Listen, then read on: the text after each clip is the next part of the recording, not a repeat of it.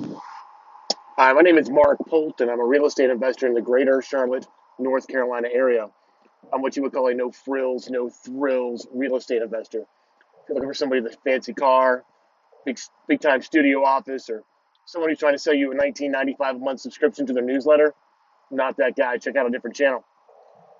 So today I wanted to share my thoughts on taking the hard path, or the converse of that is not taking the easy path. Throughout my life, I probably have never taken the easy path. Life probably would have been a lot easier had I taken the easy path. I always had to do things hard way. Um, I rebelled when I was in high school. Would have been easier just to get along and play the game. Never did it. And my high school experience was one of not going out a whole lot. We'll just say that because my father's lieutenant colonel or was lieutenant colonel in the army, and it was a battle of wills, and his will won over mine. Even when I got out of high school, I went into the army.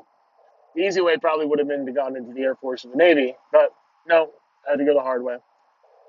And I struggled in the Army a little bit. I questioned orders. I not a whole hell of a lot, but I question almost everything, and I want to know why we have to do things. And when you're a private E1 in the Army, that doesn't go over very well. So, I had a relatively rough time in the Army as well.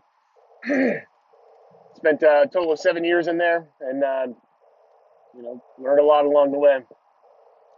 When I got out, didn't know what to do, and so I actually moved in with my sister, who is not exactly the most easiest person to get along with. Probably because I do everything the hard way. So the easier way would have been to not do that and probably stick with my parents. But uh, I don't take the easy way. I always take the hard way. When I started my computer career, I did things the hard way. I could have just taken some courses. I could have just bought some more computers, I guess, or I could have gone and taken classes, and I didn't do that. I read books. Back then, things were a lot different. I'd have to get extra hard drives, and I would have to install new operating systems on the one computer that I had just to see if I could make them work. And it was definitely a hard way, especially compared to today. But I could have done it an easier way, but I didn't. When I started real estate investing, I could have done it the easy way. I could have, you know, yes, I started out the easy way, which was get a realtor and buy stuff off the MLS. But I started to rehab homes myself, or I hired shady contractors and fly-by-night people.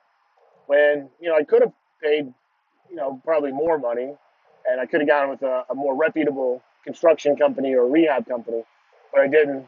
I went the hard way, and to some degree, I'm still doing it the hard way today.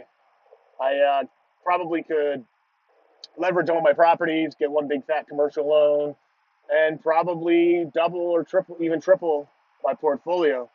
But that would probably be the easy way.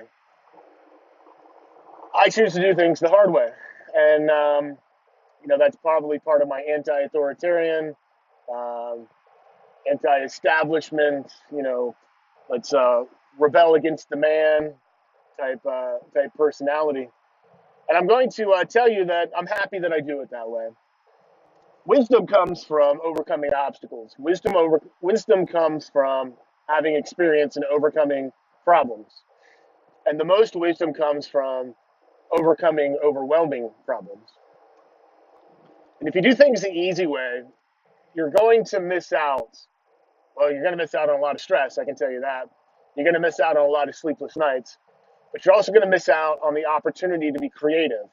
You're also going to miss out on the opportunity to have to come up with solutions that aren't traditional, that aren't easy, but those solutions will help you in the future. Now, some examples. Probably could have gotten the mortgages for the last few properties. Maybe it's hard to find anybody who will underwrite a mortgage for 75,000 or less, much less 100,000 or less. Probably can find some, but I was 4 years behind on my tax returns, and no one's going to give you a loan if you don't at least have last year's tax return done. So, once again, did things the hard way. And because of that, I spent many sleepless nights trying to figure out how to fund deals at $45,000 to $50,000. And I'm glad I did. They were very stressful, very difficult, but it made me be creative, and it made me think of things and reframe how I look at situations to come up with different solutions. All of these help me out now, especially if you're doing a non-traditional deal, which I love to do non-traditional deals. This isn't 2009 or 2008 where, on the MLS you can find homes in Charlotte for 15 grand, 20 grand. Those days are over, at least for a while. Um, you can't even find homes for $60,000. Trust me, I have automatic notifications on that. So I guess to wrap it up, my thoughts on this are: hey, doing things the easy way is probably going to be better. You're probably going to have a better life.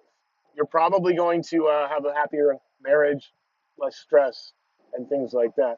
But I don't think you're going to make it into the big times. I don't think you're going to make it into the $1 million rent roll a year, which is kind of what I'm shooting for.